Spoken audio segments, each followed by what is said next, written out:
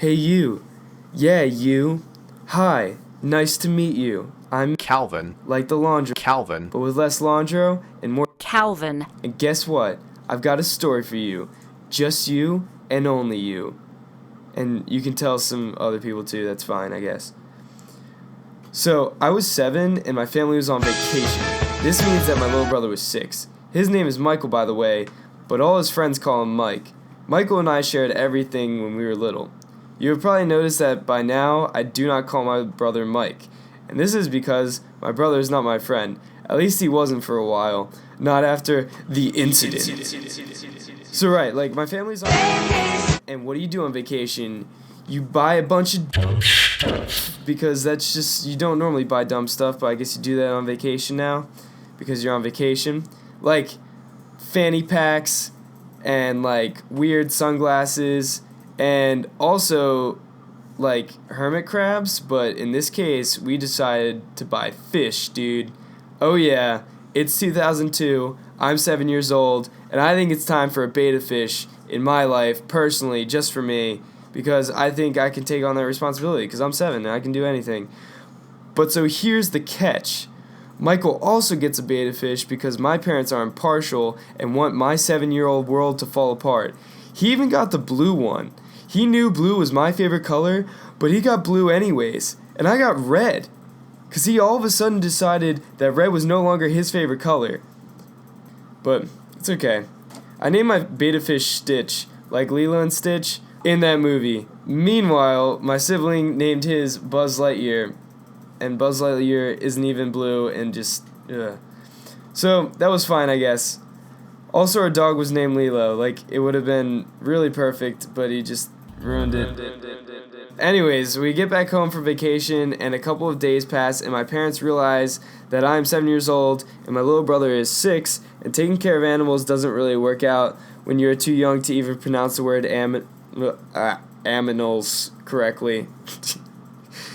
The responsibility fell to my older sister, Teresa, who is very displeased at the notion that Michael and I could not handle our respective beta fish. Regardless of how well we could take care of those fish, we still treasured them dearly.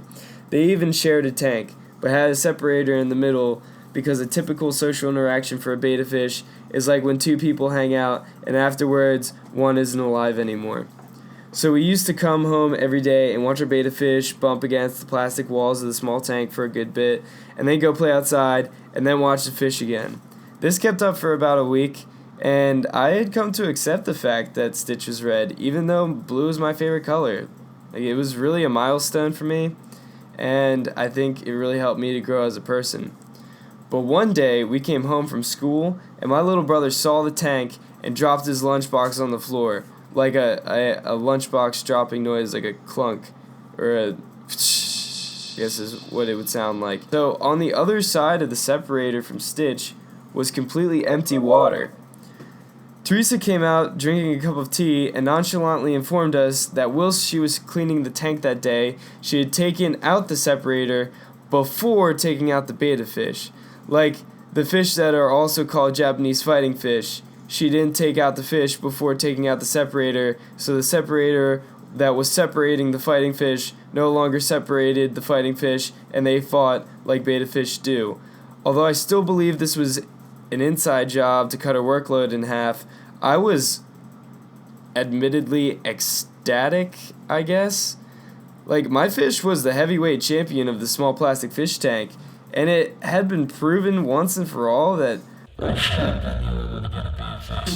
and he should have gotten a hermit crab or something dumb, and like that, like my pet couldn't totally destroy because they're two like fighting fish in the same tank. It was just so dumb in the first place. And if he would have just picked red and not switched his favorite color to make me mad, so my head just flooded with 1,000 different feelings, and so I did not notice when my little brother Michael reached into the fish tank, removed my champion of a fish, and tossed it to my dog, who swallowed it in one anticlimactic gulp. Lilo ate Stitch, guys. I did not know how to feel for a while. In fact, I still don't know how to feel or like contemplate the gravity of what happened to this very day. I suppose my dad put it best when he said, "An eye for an eye makes an empty fish tank." Rest in peace, Stitch, 2002 to 2002.